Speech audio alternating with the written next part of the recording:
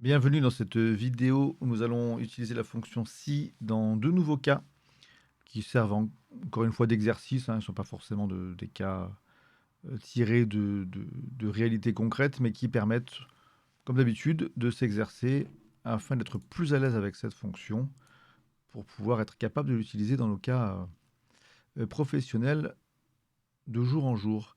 Je vais commencer par appliquer un peu du style, c'est un petit rappel en passant, hein. Si je prends le style de cette colonne là, que je fais un double clic ici sur reproduire la mise en forme, le pinceau en haut à gauche de l'onglet accueil, je peux plusieurs fois recopier le même style. Ah, je vais quand même remettre ici, juste après reconstruction, je vais quand même faire Alt Entrée là, pour qu'il soit sur deux lignes et qu'il prenne moins de largeur. Super, ben, qu'est-ce qu'on a? On a une information, ça c'est l'information d'origine, hein, que j'ai mis dans base, qui est supposée être perdue, hein. Ce qu'on aurait de disponible, c'est ça, et on va essayer de le reconstruire en faisant une approximation. On a une liste qui fait à peu près un saut de plus 3 à chaque fois, hein, 110, 113. Au lieu d'avoir 116, là on a 117, mais après on arrive à 119, 122, 124 au lieu de 125, mais on arrive ensuite à 128. Grosso modo, c'est du plus 3, plus 3, plus 3, avec des petites variations par-ci par-là qu'on n'aura pas forcément. Les moments où ça varie sont forcément perdus, donc on va faire une approximation. Mais admettons qu'on ait ici cette liste avec ce qui nous reste, hein, 110, 113, rien, 119, etc. Ça va encore une fois, j'admets que l'exemple est très artificiel, mais ça nous permettra de faire des décalages, en fait. Parce que souvent, dans les exemples que j'ai donnés jusqu'à présent, on travaillait sur une seule ligne pour nos fonctions si. Et en fait, on peut tout à fait travailler sur des lignes décalées, on va le voir tout de suite. Ici, alors pour la première ligne, ça va être un peu spécial quand même, puisqu'on va forcément. Ce sera peut-être plus parlant si je commence à la deuxième, ce sera peut-être plus clair. Parce qu'au-dessus de 110, on n'a rien pour se baser, c'est la première. Mais à partir de 113, on a des infos qui peuvent être intéressantes. Égal si. Donc qu'est-ce que je veux faire en fait? Je veux recréer une liste complète en remplissant les trous par éventuellement des valeurs approximatives de ce qu'on pourrait espérer y trouver. Donc ici, qu'est-ce que je vais aller chercher? De ce côté-là, bah, je l'ai la valeur, c'est 113. Donc en fait, je vais dire par exemple que si je vais commencer par ce qui est rempli, comme ça, ça sera encore plus clair, je pense. Ça, c'est le signe différent de, hein. L'inférieur suivi du signe supérieur, c'est différent de. Si D6 est différent de rien, donc c'est-à-dire s'il y a quelque chose, si j'ai quelque chose dans D6, j'affiche D6, je garde D6. Pas de changement à ce niveau-là. Si D6 n'est pas vide, je reprends la même valeur de D6 et je la mets dans F6. Dans le cas contraire, donc si c'est vide, s'il n'y a rien, je vais aller chercher la valeur que j'ai juste au-dessus, parce on a dit qu'en moyenne, il y avait un plus 3, hein. Je vais reprendre D5, je vais faire plus 3 à ce D5, et j'appuie sur, enfin je ferme ma parenthèse pour être rigoureux, et j'ai ma formule qui, pour 113, n'a rien changé, on garde 113. Pour la ligne suivante, ben on voit que là, ici, il n'y a rien, mais on a quand même quelque chose qui s'affiche de ce côté-là, parce qu'en fait, ma formule, qui travaille sur deux lignes à la fois, elle nous dit que si D7 est différent de vide, on affiche D7. Or, ce n'est pas le cas. Là, on a D7 qui est bien et bien vide. À ce moment-là, on va chercher D6, c'est-à-dire 113, et on y ajoute 3. Bah ok, allons-y. Je vais recopier ça jusqu'en bas. On voit bien que notre liste, elle est à peu près identique à celle d'origine qui a été perdue. Il y aura quelques deltas, puisque comme ce n'était pas tout à fait plus 3 à chaque fois, ici, par exemple, au lieu d'avoir 128, on a 127. Mais ici, on a bien 134. Et en tout cas, on arrive à la fin avec le 149 qui n'a pas bougé, et ce genre de choses. Et pour le début, bon, je peux remonter et reprendre le 110, mais ça me semblait plus parlant de travailler avec la ligne 113, enfin, qui contient 113 comme point de départ. Je recopie la formule à côté pour qu'elle soit un peu plus facile à relire, à revoir. Comme d'habitude, ce type de fonction sur Excel, enfin tout sur Excel bénéficie d'un entraînement, hein, mais encore plus les fonctions un peu de ce type. Donc n'hésitez pas à faire pause, à tester chez vous, etc., etc. D'autant qu'on va avoir un cas un peu plus complexe après. Voilà pour ce que j'ai appelé ici remplissage de valeurs manquantes, notre premier exemple. Le deuxième exemple va nous permettre de travailler en plus avec une nouvelle fonction, que vous connaissez ou pas, qui s'appelle concaténer. Alors, en informatique, on retrouve souvent ce verbe concaténer quand on travaille sur du texte, des chaînes de caractères. C'est ce qui désigne le fait d'assembler des bouts de texte ensemble. Donc pareil, hein, je vais prendre ma colonne ici, je vais avoir un tableau un peu joli de la même façon partout. Donc je sélectionne partie 1, la colonne, double-clic sur reproduire la mise en forme. Et je recopie ça partout, échappe pour récupérer mon curseur normal, et on y va.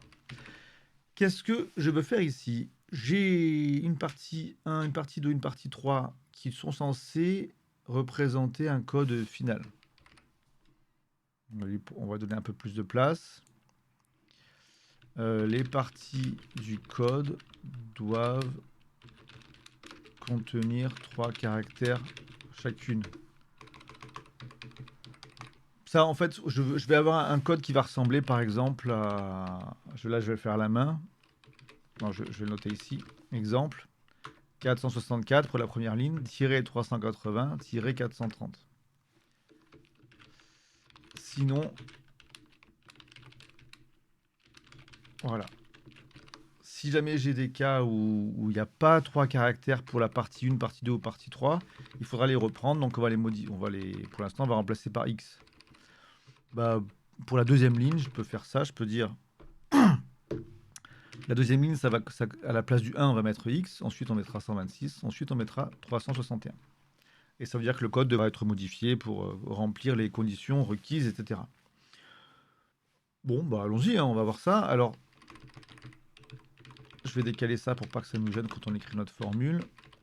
Voilà. Concaténer, ça va nous permettre... Je fais un exemple d'abord tout bête. Hein. Si j'écris guillemets bonjour, point virgule, guillemets espace, guillemets, point virgule, guillemets le monde. Vous voyez, donc il y a 3 paramètres. À chaque fois, j'ai mis du texte. Séparé après des points virgules. Ça m'écrit bonjour le monde. En fait, ça m'a juste fait l'association des différents textes que j'ai écrits pour en faire un seul. Dans l'exemple que je viens de prendre, c'est pas très intéressant, mais on va pouvoir... Je vais quand même le garder dans un coin. Avec un apostrophe. Voilà. Pour que vous puissiez garder à l'esprit, si jamais vous ne connaissez pas cette fonction, que vous puissiez garder comment elle se construit. C'est juste des paramètres séparés par des points virgules, hein, comme tout paramètre, qui contiennent à chaque fois une chaîne de caractères. Bien, maintenant, je vais m'en servir pour constituer mon code. Sauf que là, mon code, suivant la taille d'une partie, je veux afficher le code de la partie 1, partie 2 ou partie 3, ou alors X si jamais le code n'est pas assez long. Alors je pourrais utiliser des fonctions qui vont calculer la taille d'un texte pour savoir s'il a au moins 3 caractères ou quoi. Bon, là en fait on peut faire très simple, c'est que des nombres, en gros de 1 à 500. Bah, en fait, tout ce qui va de 1 à 99, ça va être trop petit. À partir de 100, on est bon, on a 3 chiffres, donc c'est OK, 3 caractères, c'est OK. Tout ce qui est en dessous de 100, on va pas le prendre, on va remplacer par un X. On va partir là-dessus, ça sera plus simple. Quoi qu'il en soit, mon premier texte, il va être obtenu par un si. Alors c'est aussi une façon de s'entraîner aux fonctions imbriquées. On peut imbriquer toutes sortes de fonctions. J'ai déjà fait une vidéo qui permet de voir comment on imbrique différents si les uns dans les autres pour faire des conditions assez riches. Mais ici, on peut tout à fait mettre plusieurs si dans une fonction concaténée. Chaque fonction si va devoir envoyer une chaîne de caractères qui va constituer le code final en 3 parties. Notre test logique, c'est quoi? Par rapport à ce qu'on vient de dire, en fait, si notre code est supérieur ou égal à 100, il est correct. Je reprends B6. Alors, concaténer est capable de transformer du chiffre, parce que là, c'est vrai que c'est un nombre, hein, 464, mais il pourra le considérer comme du texte et le mettre dans notre résultat final, il n'y a pas de souci. Il y a d'autres langages où on devrait peut-être parfois faire des conversions, mais là, ça ne sera pas la peine. Donc, si B6 est égal au moins à 100, Ça veut dire qu'on a 3 caractères sur notre partie 1, donc on garde B6. Sinon, j'écris X à la place. Ça correspond aux règles qu'on a écrites à droite. Je peux fermer ma parenthèse, ça ferme le si, le premier si que je viens de faire. Concaténer, je suis encore dans concaténer, il n'est pas encore ouvert. Il faudra que je mette une parenthèse fermante supplémentaire pour finir mon concaténé. Mais c'est pas tout de suite que je vais faire ça, puisque je vais d'abord m'occuper de la partie 2. Et même avant ça, en fait, je vais mettre une nouvelle chaîne de caractères qui sera le tiret. Parce que dans mon code ici, on a vu que je voulais mettre un tiret. Là, dans mon exemple, j'avais mis un espace pour séparer bonjour et le monde. Donc là, concaténer, mon deuxième paramètre, c'est juste un tiret. C'est arbitraire. Concaténer, c'est une fonction qui accepte autant de paramètres qu'on veut. C'est juste du texte, plus du texte, plus du texte. Donc là, je mets mon tiret. Et je vais faire une deuxième fonction si pour remplir ma partie 2. Et là, c'est le même principe. À chaque fois, c'est la même règle. S'il y a au moins une valeur de 100, on a 3 caractères. Donc on reprend la valeur. Sinon, on écrit X. Je ferme mon deuxième si. Je suis à nouveau dans concaténer dans lequel je fais un point-virgule pour accéder au paramètre suivant. Je mets un tiret pour séparer partie 2 et partie 3. Et maintenant, je vais remplir la partie 3. Point-virgule, pas de guillemets, parce que là, je vais faire un si. Qu'est-ce que je mets? Même chose, sauf que c'est avec D cette fois. D6 supérieur ou égal à 100. Si c'est le cas, on reprend D6. Sinon, on écrit X. Je ferme ma parenthèse, mon si est terminé. Je suis en train, donc là je suis à la 5e zone textuelle de mon concaténé. Mais j'ai fini, j'ai pas de caractère final après la partie 3, donc je peux faire une deuxième parenthèse fermante. Mon concaténé est terminé.